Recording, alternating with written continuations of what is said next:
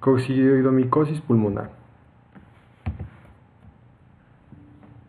también conocida como la fiebre del Valle de San Joaquín, es una micosis sistémica endémica, característicamente benigna en personas no inmunocomprometidas, causada por hongos dimorfos, ya sea la especie de Coccidioides imitis o la Coccidioides posadaci. Es una infección severa y fatal en pacientes inmunocomprometidos, como podría ser una persona con SIDA, una persona con diabetes mal controlada, una persona con un linfoma o una persona que ha recibido un trasplante y está llevando a cabo una terapia inmunosupresora. En esos pacientes puede haber una extensión de la enfermedad al sistema nervioso central, los huesos, el tejido subcutáneo y la piel. La epidemiología. Es una infección fúngica caracterizada por estar en el continente americano, en el sudoeste de Estados Unidos y en el norte de México. El ambiente donde es más fácil que crezca es en el ambiente árido o semiárido. La forma micelial, al momento de las lluvias, se empieza a desarrollar, pero la forma en la que puede multiplicarse, ya sea esparcirse en el ambiente, es debido a que necesita estar en un ambiente árido y donde hay mucho aire, por lo cual es característico de zonas donde hay tormentas de arena, ya sea zonas desérticas. Y también característicamente en zonas arqueológicas donde hay restos humanos o restos de animales, hay muchos compuestos nitrogenados. Entonces característicamente se va a concentrar en esa zona porque le es más propicio crecer al hongo. Tiene un curso más benigno en personas de raza blanca, especialmente en mujeres, y más grave en personas negras, especialmente en varones. Es más frecuente en trabajadores rurales, cazadores, obreros de la construcción, arqueólogos y turistas que visitan la zona. Es por esto que les decía lo de los arqueólogos, que característicamente en esas zonas el hongo va a crecer más rápido ya que tiene los compuestos nitrogenados. En Estados Unidos hay 100.000 nuevas infecciones por año. Esta enfermedad es causada por el hongo Coccidioides imitis o Coccidioides posadaci, el cual el Coccidioides imitis se encuentra localizado principalmente en el estado de California, de Estados Unidos, y el otro agente causal, el hongo Coccidioides posadaci, es más común de encontrarse en el resto del continente americano, pero el principalmente causal es el Coccidioides imitis, el cual puede ser descrito como un hongo dimórfico, pues este hongo tiene la capacidad de adoptar dos formas, una forma micelial y una forma de esférula. La primera forma que adopta el hongo es la micelial, la cual tiene característicamente como consecuencia formar hifas septadas que miden 2.5 a 3 micrómetros de diámetro, el cual puede hacer como una analogía al parecido de un collar, tal como van a observar en la siguiente imagen que les voy a proporcionar. Aquí podemos ver cómo tiene forma como de collar, característicamente como barriles, que estos que se van a estar separando son los artroquínidos. Esa es la forma infectante que se va a esparcir en el ambiente y va a flotar, y después va a ser inhalada o va a depositarse en otro lugar para crecer y formar más hifas. Esta forma micelial también se puede llamar forma efectiva, pues en la fase de producción de conidios, los cuales crecen a una temperatura de 20 grados centígrados, estos se encuentran en la naturaleza y se pueden desarrollar en los suelos donde se producen colonias blanquecinas con hifas septadas, las cuales son las que son inhaladas por el hombre.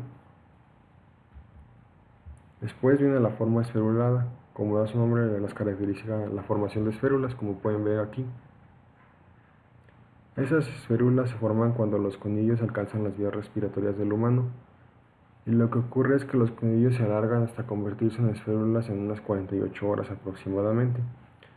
Dichas esférulas miden de 20 a 150 micrómetros de diámetro, los cuales se caracterizan por tener una pared de doble membrana, como podemos ver aquí cómo se sombrea como una primera línea y luego algo aquí como extra. Estas esférulas pueden contener en su interior endosporas de 1 a 4 micrómetros, como podemos ver aquí cada una de estas partículas, las cuales se liberan por un mecanismo que todavía es incierto, no han llegado a descubrir los investigadores, en el cual se involucran ciertas proteasas. Una vez que se liberan esas endosporas, estas crecen y se producen en células endosporulantes, las cuales en su momento pueden liberar otra generación de endosporas, continuando el evento patogénico. Esta es la fase considerada como parásita, la fisiopatología. En el ambiente el hongo crece como moho filamentoso en las temporadas de lluvia, el cual en las temporadas áridas se va a fragmentar en forma de barriles, como les había comentado. Aquí podemos ver la forma de barril, que se van a ir fragmentando a estos pedacitos. Y cuando hay vientos, ya sea tormentas, cosas por el estilo, tormentas de arena, esos se van a dispersar y van a infectar al huésped, que es el humano. Los artroconidios son inhalados por la persona, donde al llegar al pulmón causan infección adoptando la forma de esférula. Estos en el pulmón son atrapados por los macrófagos, es cuando se convierten en esférulas. Estas van a ir causando subdivisiones mediante las cuales se puede propagar la infección local al romperse la esférula. Aquí podemos ver cómo en los alvéolos, que son estas bolsitas que están en el pulmón, podemos ver el pulmón, es donde van a llegar los artroconidios.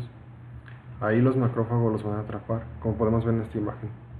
Este podría ser el artroconidio, aquí está el macrófago que lo va a atrapar. Esto es como un procedimiento para poder controlar la infección,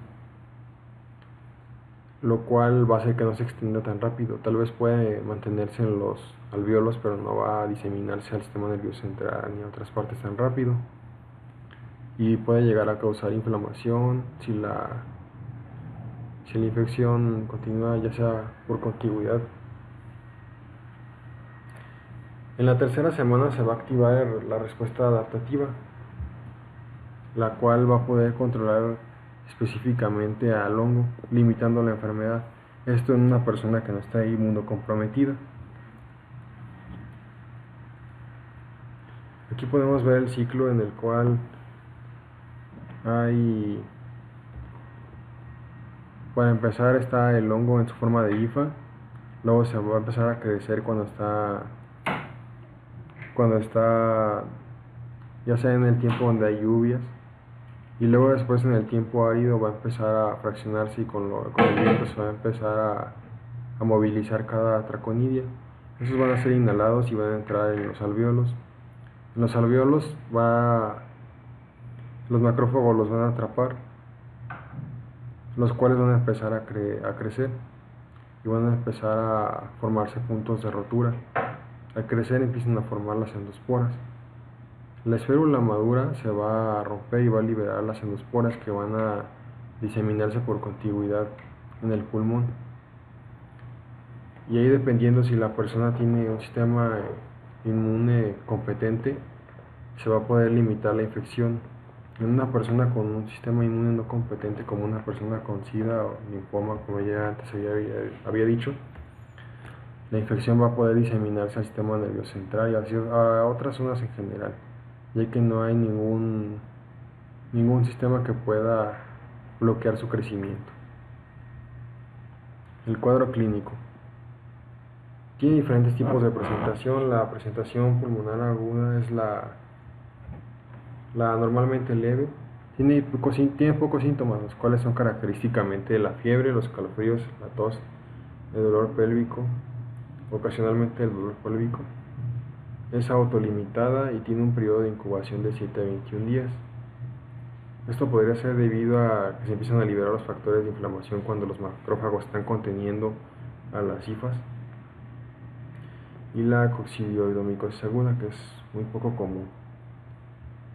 También podemos tener un caso donde sea crónica, que es un desarrollo de 20 años o más después de la infección inicial, con la posible generación de abscesos pulmonares y la evolución de esos abscesos a empiema. Tiene una incidencia mucho más baja que la aguda.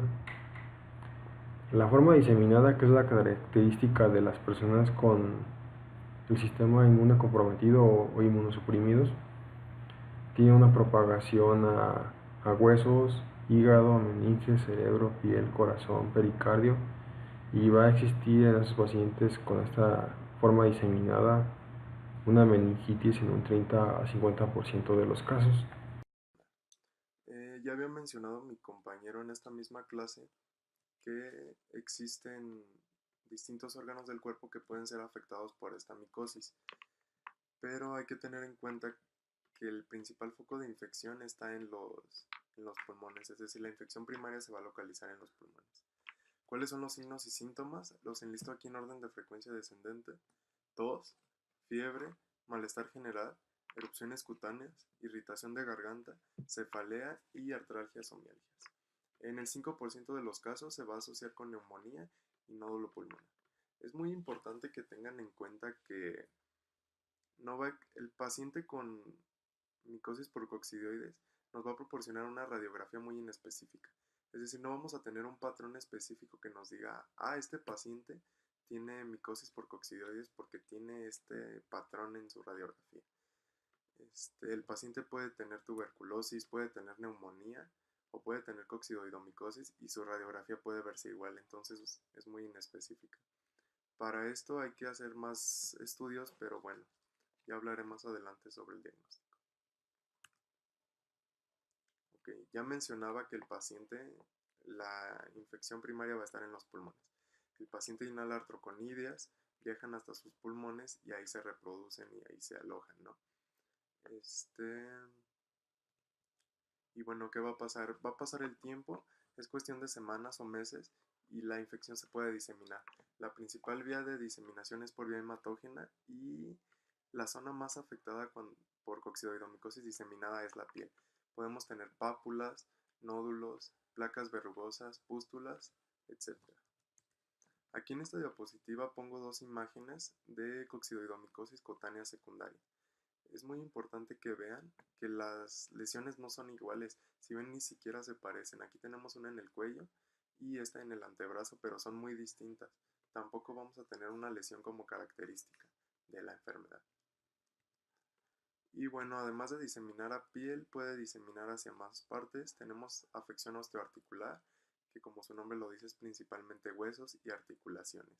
Las zonas más afectadas son rodillas, vértebras y muñecas, y esto se puede apreciar mediante una radiografía simple o una tomografía.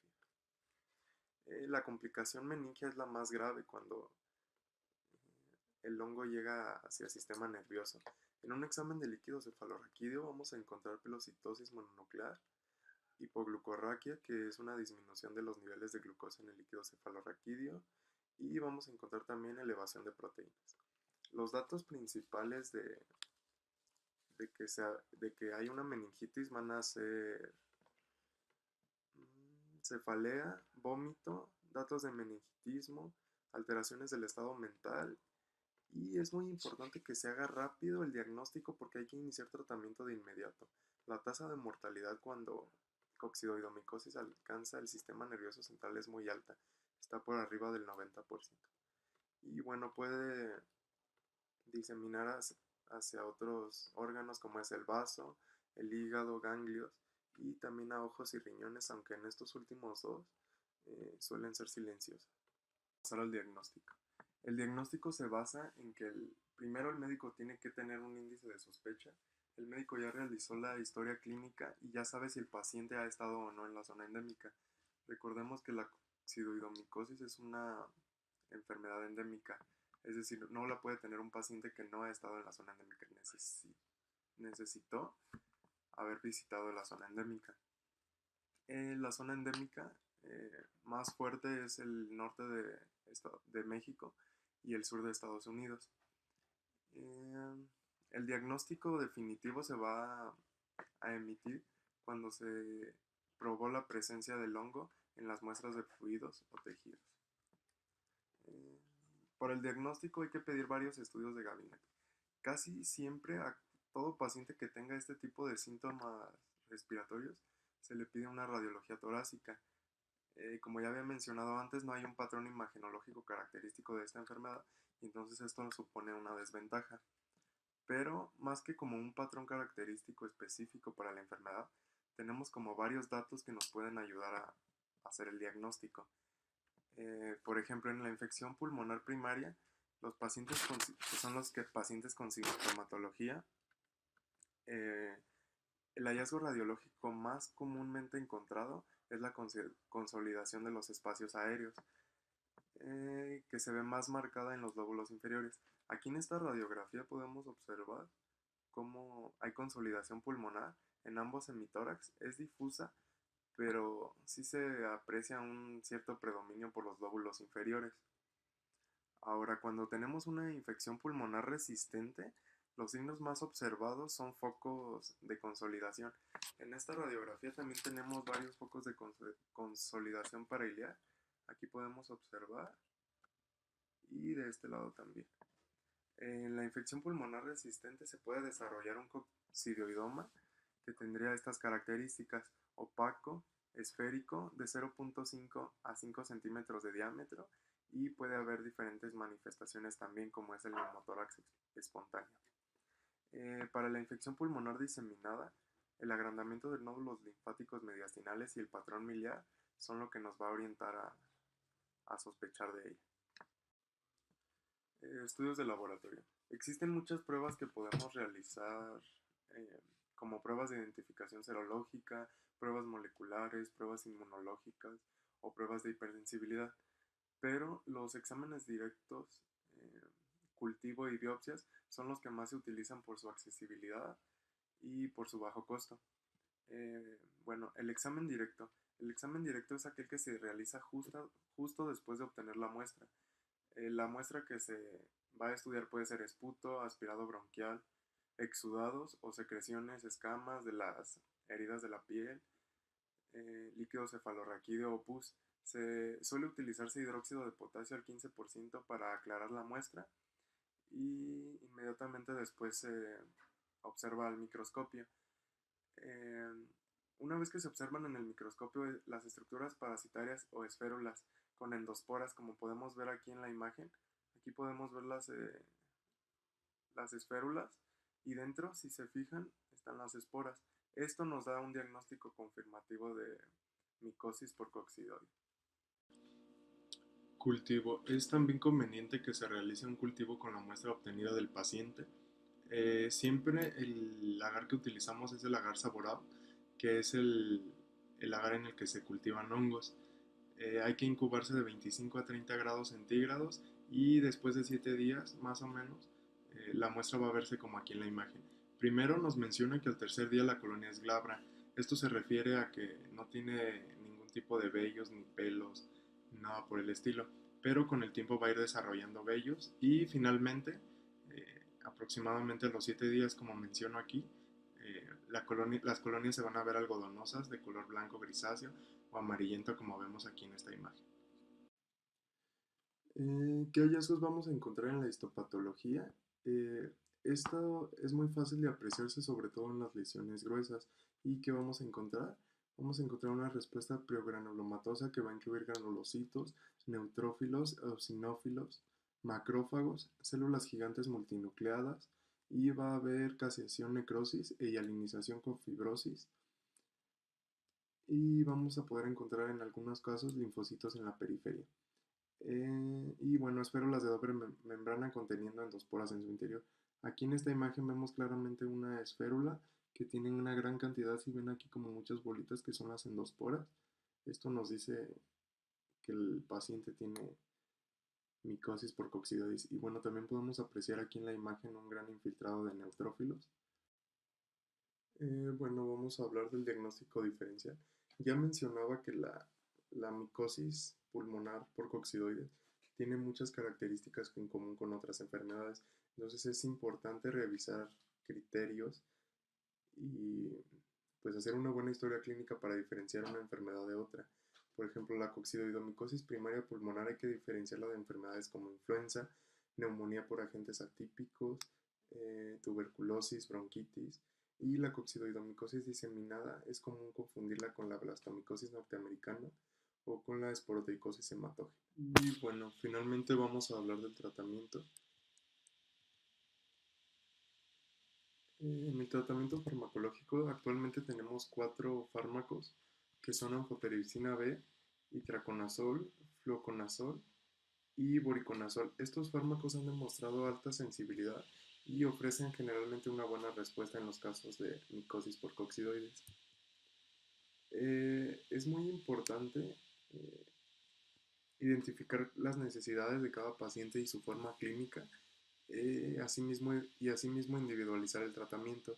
Es muy común que se utilicen analgésicos, antipiréticos y antitusivos como tratamiento sintomático para mejorar el curso de la enfermedad, sobre todo cuando se trata de casos benignos. Ante la presencia de casos malignos, se puede llegar a optar por tratamiento quirúrgico como la lobectomía o resección segmentaria, como ya mencionaba, cuando se identifican signos y síntomas pulmonares localizados y graves. Y bueno, eso es todo. Muchas gracias.